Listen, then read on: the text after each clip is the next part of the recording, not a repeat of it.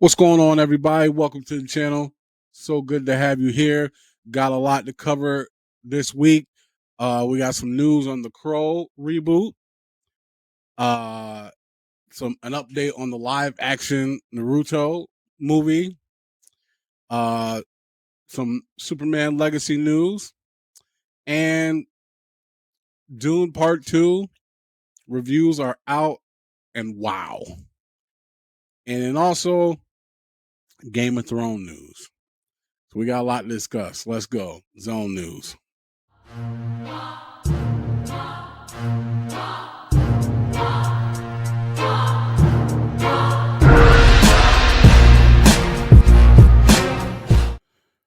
Okay, so the Crow reboot has now a mid 2024 release date. So it used to be that the Crow wasn't coming out until 2025, but it looks like they have made some moves and the Crow is coming out a lot sooner.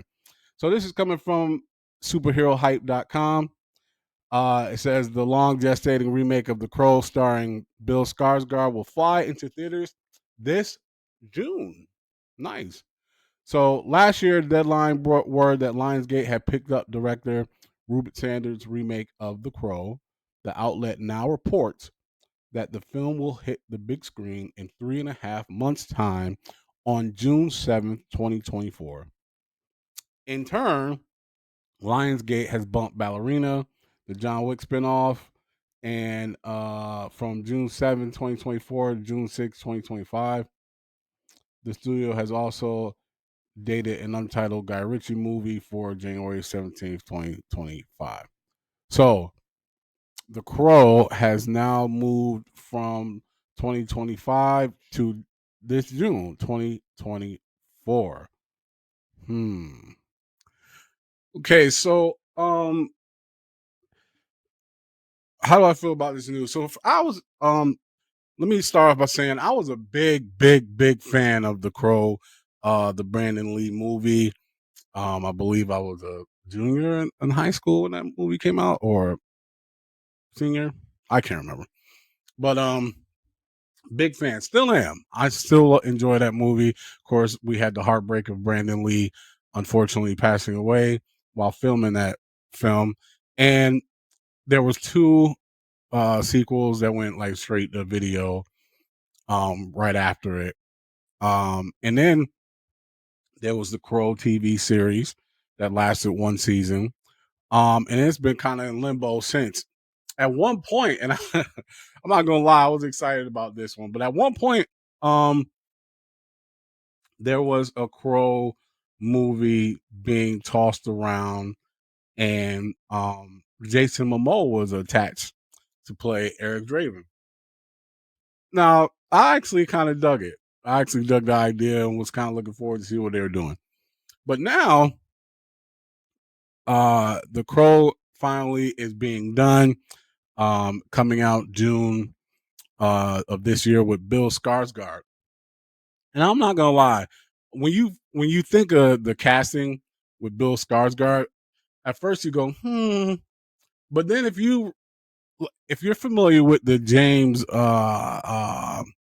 O'Barr comic book series that the Crow was based off of, that came out in '89, it was actually considered a horror comic book, and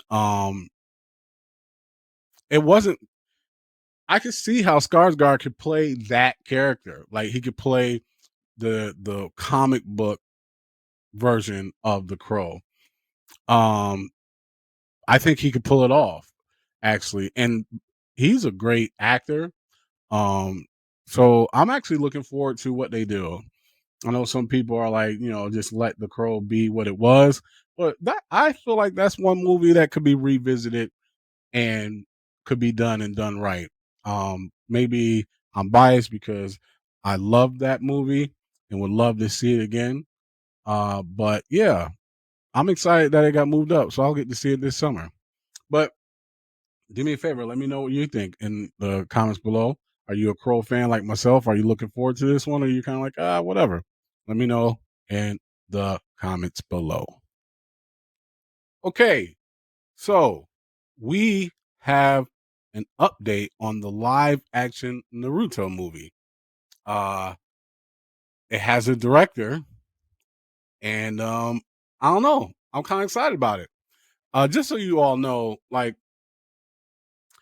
with the success of One Piece, um, and the other Netflix adaptations, and then also even with uh, Avatar: The Last Airbender, which I've only seen one episode. I'm about to watch the rest of it today.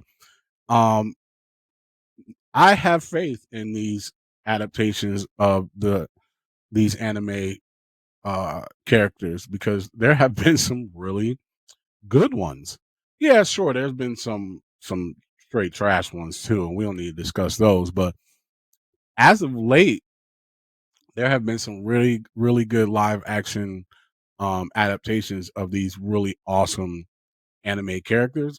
So I'm actually excited about this one. But yeah, let's take a look and see who's our new director. Okay, so according to comingsoon.net, live action Naruto movie being helmed by Shang-Chi director. So the article goes on to say the live action Naruto movie has found its director and writer and is someone with previous experience in the action genre. The Hollywood Reporter's has Boris Kitt has reported that the live action Naruto movie will be helmed and written by Shang-Chi and the Legend of the Ten Rings director Destin Daniel Cretton. A previous report had The Witcher Blood Origin Tasha Ho attached to write, though it's currently unclear if Howe is still involved with the project. So Shang-Chi is director is attached to write and direct this movie, and I'm on board. Shang-Chi was probably one of the better Marvel movies that they've had of late, and I enjoyed Shang-Chi, so I'm actually excited about this. But here's what makes me even more excited. The article goes on to say Naruto creator Masashi Kishimoto gave his approval to the directing choice and released a statement praising the filmmaker. When I heard of Destin's attachment, it happened to be right after watching a blockbuster action film of his, and I thought he would be the perfect director for Naruto, Kishimoto stated. After enjoying his other films and understanding that his forte is in creating solid dramas about people, I became convinced that there's no other director for Naruto. In actually meeting Destin, I also found him to be an open minded director who was willing to embrace my input and felt strongly that we would be able to cooperate together in the production process. So, this is why it's exciting. In addition to writing and directing, Cretton will produce the live action manga adaptation through his company, uh, Hisako, alongside Jinyun Munford. And then there it goes on to list the other producers like Avi Arad and so on and so forth. But this is why this is exciting news, is because the creator has signed off on the pick. And not only did he sign off on the pick, but he has made it clear that he would be a part of the process and giving input. And it seems that the director is on board with that. Anytime you can get the original uh, creators of the content to be involved and sign off and be a part of the process, you're going to get a better outcome, in my opinion. Anytime they try to isolate the people who originally created the characters and the content when making an adaptation, in my opinion, never works. You want the person who made it involved, and I'm not saying like they have to be so involved where you're basically just doing a shot by shot, adaptation. I get it. As a director, you want to make it yours, right? But at the same time, it's an adaptation, so clearly you want the input of the person who created those characters. So that's got me excited. about the Naruto series, like a show movie. Like I mentioned before, man, there have been some really good adaptations of these anime characters. So I was already excited about it. But now that we have a director and a writer, and that the original creator has signed off on it, I'm on board. I'm looking forward to it. Do me a favor, let me know what y'all think. Are you Naruto fans? I'm a fan. Now, just so y'all know, Phoenix and Trinity will definitely be doing a review on this one when it comes out, because especially Phoenix, that is his guy. He's a huge Naruto fan. So, but I am a fan. But do me a favor, leave your thoughts in the comments below. Okay, so a couple of days ago, James Gunn posted a picture. I believe it was on Instagram about they had a table read with for the Superman Legacy movie. And look at this cast, man. This cast is stacked.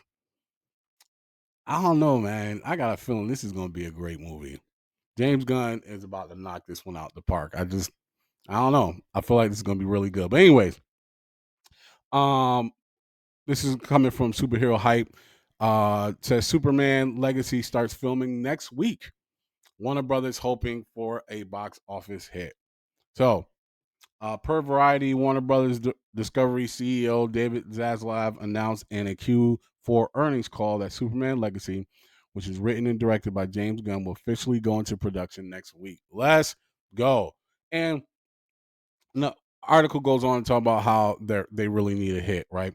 Bottom line, the studio has really been underperforming, including at the end of the year where we had some real struggle, but we're very optimistic about this year, and it has given us a chance to have a lot of upside in the next 2 years, Zaslav said during the call. So he's discussing how the studio didn't do too well and they need a hit. We get it.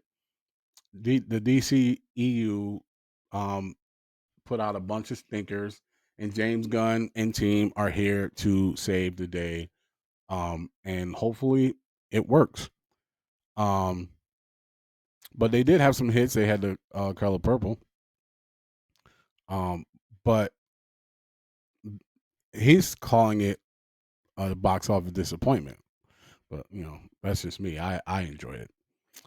But anyways, what I really want to talk about is this cast. So Superman Legacy stars David Corn Sweat as Clark Kent, Rachel Brosnahan as Lois Lane, Nicholas Hoult. I'm so hyped about this one as Lex Luthor, Isabel Merced as Hawk Girl. Um, they got Mr. Terrific, Jimmy Olsen, the engineer, Guy Gardner with Nathan Fillion. I mean, like, this is a metamorpho. Wow. Miss Tox Tech I can't say it because my mouth.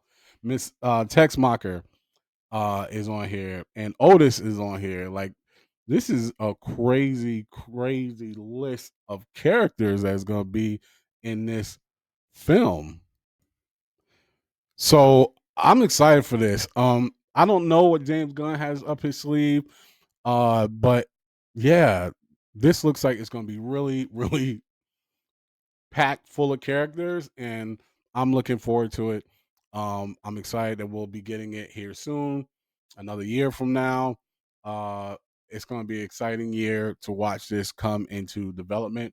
Looking forward to it. Do me a favor, let me know what you think of that cast of characters. I know I didn't go over each actor, but what I really want to highlight is all the characters that James Gunn is planning on having in this movie. I'm excited. Let me know what your thoughts are in the comments below. So apparently, Game of Thrones, uh, they didn't want to end it the way it ended. Um, Apparently, they wanted to make the ending into a movie. Hmm. Let's take a look. So this coming from Variety.com. Title says Game of Thrones bosses confirmed film trilogy ending got blocked. AT&T execs asked them to shoot vertically so episodes could fit on phones. Interesting. So the article goes on to say Game of Thrones author George R. Martin first mentioned back in 2020 that there was once a plan to end the HBO series with a film trilogy designed for movie theaters instead of just another normal season of television. And in a new WSJ magazine profile, showrunners David Benioff and D.B. Weiss confirmed this was actually their original plan for ending the HBO mega hit. They wanted three movies instead of spreading the final 13 episodes across two seasons. That's interesting. So instead of having, it end as a series, they wanted it to stretch out into theater mode, which let me tell you something. Game of Thrones would have been crazy to see in on the big screen with like Dolby, the sound, IMAX. Um, I'd have been all for that. Uh, but I also understand that it is a series, and you know, you invest all this time as a fan into the series. You want to watch it end at home on your TV. I can understand that. Because it was a TV series, right? So let it end as a TV series, and then maybe do spinoffs in theaters or something. I don't know. I can understand both sides of the story, but seeing Game of Thrones in theaters and watching it end as a trilogy would have been dope. But I get it. So it says, why did this original plan get scrapped? Uh, Benioff said network executives were not interested in bringing Thrones to theaters. He remembered being reminded that HBO stands for home box office and not away box office. So again, I get it. It would have been dope to see in theaters, but I do understand it's a TV series. Let's wrap it up on HBO as the series ends and fans can watch it there. But yeah, that would have been cool to see in theaters. Do me a favor, what do y'all think? Do you think that they should have did the three movie trilogy or just end it as they did on HBO? Let me know your thoughts in the comments below. Okay, so one of my most anticipated movies of the year is about to come out, and the reviews are out, and they are overwhelmingly positive. And that is Dune Part 2. I cannot wait to see this movie. Um, I'm so glad I saw it in theaters. When I saw it on the Dolby screen with that sound, it it truly is an experience.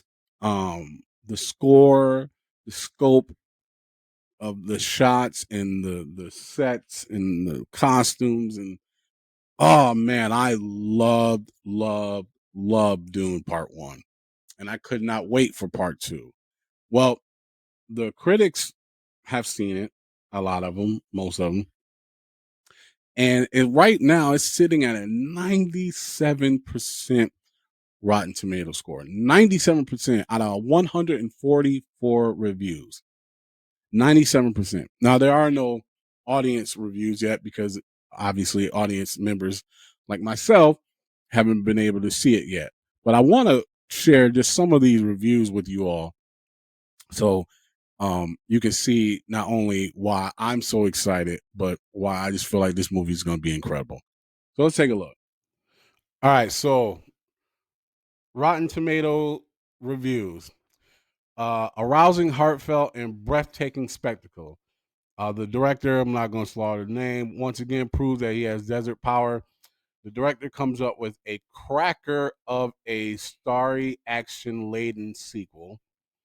The director has gone beyond his influences to create a hefty piece of sci fi world building that is lost in the spate of films that need to have delineated heroes and villains.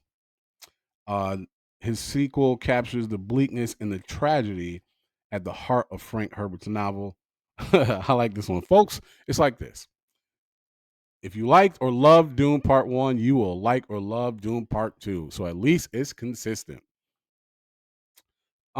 This one's not as overwhelmingly positive, but it's still positive. But there is an emotional depth to it that's missing in the world building of the initial installment. Um, Hans Zimmer, one of my favorite composers, is between. Well, anyways, uh, bold stylistic choices along with the penetrating score by Hans Zimmerman results in a film that is intensely washes over the senses as it plummels the viewer with beauty and brutality. I like this one. Dune Part Two is a doozy. Like that.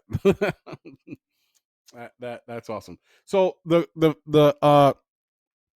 they go on and on and on, and this is why, like, I don't always agree with the critics. A lot of times I don't. Um, but I mean, I everyone is just saying such great things about this movie, and I don't know how this is going to miss. I cannot wait for this movie. I cannot wait. And it's like a whole 3 hours almost. And I don't care. Like, let's go. Super, super, super excited about this. Love seeing the critics' reviews. But do me a favor. Let me know what y'all thoughts are. Are you looking forward to Dune Part 2? Did you see Part 1? Are you as excited about it as I am? Because I am excited. Put your thoughts in the comments below. Well, that's it for this episode of the Zone News. I appreciate you dropping in. Do me a favor, click that like button and subscribe and share with others. We got a lot of great plans and we need your help to get there. So I appreciate it. Click that like button and subscribe. Thanks for dropping in, everybody. Until the next one. Peace.